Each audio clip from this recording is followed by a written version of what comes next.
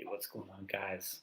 Josh Pitka here, and kind of testing the waters with some video blogs here, and uh, and really wanting to be a blessing, to be an encouragement. I really felt to rap about some business stuff tonight, and again, I'm just kind of testing the waters. I've been sensing and feeling the last year or two that Jesus is asking me to just get out and put out a video every single day, every night, and take a little bit of time and encourage some people, whether it's on the aspect of faith or the aspect of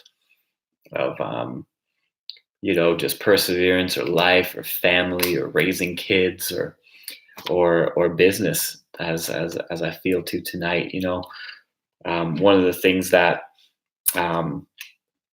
I've really understood in our generation right now is that everybody has an excuse. Well, not everybody, but a lot of people have an excuse about why they're not succeeding or why they're not where they want to be, or you know, and really, it's never been easier to go out and do something productive and I was 22. I got radically born again. I got radically saved. I met God in a real way when I was 16 years old. Totally changed the trajectory of my life. And when I was about 2021, I kind of I was so on fire for God, man. I just loved Jesus. I was preaching on the streets. I was just going for it. And a church that I was attending kind of didn't give me the boot, but kind of shut me down. And I really felt like the Lord speak to my heart when I was 21. He said, "Why don't you start a church?" I'm like, at 21, I didn't even have a real degree. I just had a little bit of kind of school of ministry and just a lot of passion. But at age 22, launched out in the deep and started a church. And it was a powerful movement. Within about 5 years, we were gathering 100 people or more on Friday nights, and it was just saw God do so much awesome stuff. Long story short, eventually burnt out, and we had a youth ministry going and a lot of amazing stuff happening. And sorry about the light. I see a shadow on my face right now. I'm gonna rectify that by tomorrow night for sure. But so I'll fix that. I did a little video yesterday, and I kind of put on one of our youth group pages, hey, watch the video, give me some feedback. And I think my wife was the only one to give me feedback, as she said, get a haircut. So I did some gel in my hair tonight, so get to look a little better. But and so I around the age of 29, just before I got married, I kind of had a burnout phase, and my pastor at the time said, "Man, you need to go do something normal." And part of the burnout phase for me was, I had gone about 7.5, 8 years strong. Like, it's just as hard as I could possibly push, man. I was pushing, I was fighting, I was going for it. And, we had probably 150 people involved in the ministry, and it was a good little thing going. It was a good church. Still a good church. It's going to this day, but it was fun. It was powerful. Good stuff was happening. But I was just toast. And I didn't even know it. And part of the issue was, I was poor, relatively poor. I was making about $500, $550 a week. And, that's about a minimum wage job. Now it's not even, it's about a minimum wage job, 40 hours a week, 45 hours a week, whatever. And it's tough to, when you're trying to have a car, and I spent so much gas money just driving kids around everywhere, and it was just my life, youth ministry and just going for it. And I was also, was tithing. I was very generous with, just want to give back to everywhere I could. And so getting married, I think my wife made more than me just as a waitress. It's so. And so it was tough. Got married, and we scraped together a little down payment for a condo, and bought that. And I was just toast though. And anyway, my pastor, so I was kind of burnout phase. And my pastor said, "You need to go do something normal." And so just anything. And so I phoned up a good friend of mine who worked at a potato factory. And so he said, "Yeah, man, come on, I'll get you a job tomorrow." So I'm like, "Okay." So I go there, and I remember the first day, like I'd been in ministry for 8 years, Pastor Josh, a lot of, you know, not too much money, but still there was some recognition and maybe a little bit of ego and pride there for sure. And the first day, I remember they didn't really have anything for me to do because I was just, so that I remember I was sweeping the concrete, um, part of the concrete driveway, like right outside the building. It was just the stupidest job, and I'm sitting there going, "What am I doing?" And then they got me on a ladder, uh, um, getting spider webs and these giant spiders off to the side of the building. And it's like for like $11 an hour at the time. I'm like, what am I doing? This is crazy. This was 7 years ago. What am I doing? This is crazy. It was a humbling job. And then for 2 weeks after, I finally get me in the potato factory, and I'm just for 2 weeks straight, I'm grading potatoes, for $11 an hour, grading potatoes. And I'm thinking, I need to get my life right. I need to get back into church. I mean, this is crazy. This is nuts. What am I doing? But, really it was God just prepping me and priming me and training me and saying, okay, man, like, you got to start small. You got to start somewhere, pump it out, push it through, just do it. And I didn't really want to quit, but I just thought, man, I'm above this. And it was just kind of God saying, but even then he was giving me some book ideas and he was speaking to me, and it was an interesting season. And then, I got in the office about 2 weeks later.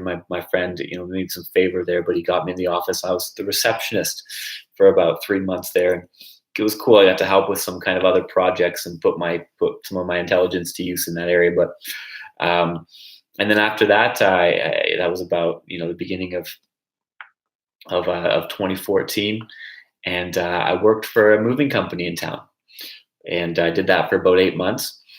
And I think I saw a void in the marketplace in my little town here in Sarnia, Ontario. And I saw something that I really felt. I started to feel a stirring that I should start my own company, a moving company. And I told my wife that, and she thought it was kind of a little bit out there to do a company, but I had already started a church, and that had gone pretty well. And I just thought, I just felt like, man, if I attacked this as just the most honest, just the most, honest to even my own hurt, like, let no lowball quote anybody, just get in there and just be faithful and be diligent. And I've learned the industry is not super hard to learn. It's, pick stuff up and put it down basically. And so, we started a company. I'd gone to a training seminar called History Makers Training with Derek Schneider. Great event, highly recommend it. And he taught about systems and system building and stuff like that. And I thought, you know what? I feel like God's called me to do this. And then once I kind of got demoted in the company that I was in, I just thought, you know what? Now's the time. So I basically took a couple months, did a free business development course with a mentor here in town, and he thought I should wait a couple of years before I started. I'm like, no, I'm just going to start. Let's just start. And so we started November of 2014, and the first year out of the gate, I just advertised. I did whatever I possibly could, and I've been trying to get guys, like there's this big city called London, Ontario. I'm just like, let's start a moving company in London. I just need some young guy with enough passion and enough kahunas to go and actually work. I just find that so many people don't really want to work. They just want to do the bare minimum. They just want to go to a job and have someone tell them what to do so they get their little paycheck or their big paycheck or whatever. And that's fine if that's what you want to do. It's a free country. You can do whatever you want to do. But, it's possible to excel at a level that you don't even know that you could. And you just got to put in the work. And a lot of people, they just don't want to put, like, I'm so sick of hearing people make excuses for their life and where they're at. The problem is you don't get to grow and you don't get to develop until you own your problems, until you own every area of your life. And and until you own a problem, you can't go through that problem. And so, you got to get out there and do something. And what do you do in life? You gotta go, and you gotta go for it. And so I saw this need. So the first year out of the gate, we just went for it on every level I possibly could, and we did about I think we just did about 119,000 in sales our first year out of the gate. And that was me. I scraped together a little $15,000 investment, and bought a little truck, a moving truck, for about 4 grand. Put 2 grand into it here, 2 grand into it here, 2 grand into it here. It was a rig pig, but it moved people's stuff from point A to point B. And then the second year out of the gate, we did about 190 in sales. And the third year, about 200, I think it was 270, 280. And the fourth year, it's about 320, and we're just over 300. And year 5 last year, we did about 420. This year, I'm projecting, my mentor tells me, have a BHAG. It was a BHAG, a big, hairy, audacious goal. And so I think my BHAG this year is 700K in sales. And I'm not a businessman. I've never been to college. I mean, I barely have a high school education, but I've been to seminars. One thing I did was I got a lot of training. I mean, I had a mentor. I had a friend here in town I did a couple moves for, and he was big into a guy called Tony Robbins. And you're talking to Pastor Josh. I mean, I've been to a lot of seminars and different stuff like that, and Christian conferences. But Tony Robbins, man, this guy blew me out of the water. It was really cool stuff, a lot of business stuff, a lot of life stuff, a lot of just how to increase your mental capacity, how to break through in life and in business, and really got some good help. And my buddy was going to a conference that most people were paying 10,000 US for a 5-day conference. And it's, for CEOs and business guys and this and that. And I said, well, I can't do that. 10K US, it's like 15,000. I'm crunching numbers. I'm like, this is going to cost me like 20 grand if I go to this thing. I'm like, I can't do that. And he ended up being able to get me in, because he had a platinum. I mean, this guy that he spent probably $200,000 on training in 1 year, and he's a real estate investor and does really well for himself. And I'm like, 200,000 just on yourself. And I mean, most people are, they're watching, their big thing is they're eating Cheetos and watching Netflix, or, smoking weed and chatting with their buddies or whatever they're doing. And there's guys out there that are spending tens of thousands or hundreds of thousands of dollars on training, so they can take their life and their business and their entrepreneurial journey to the next level.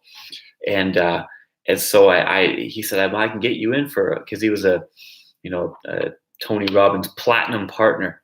And I think it was like 70 or 80 grand US for the year, and you get to go to everything, but you have to still pay for all your travel around the world and all these events and all these training seminars and, all to better yourself. And so he said, I can get you in for 4,000 US. And I said, okay, let's do it.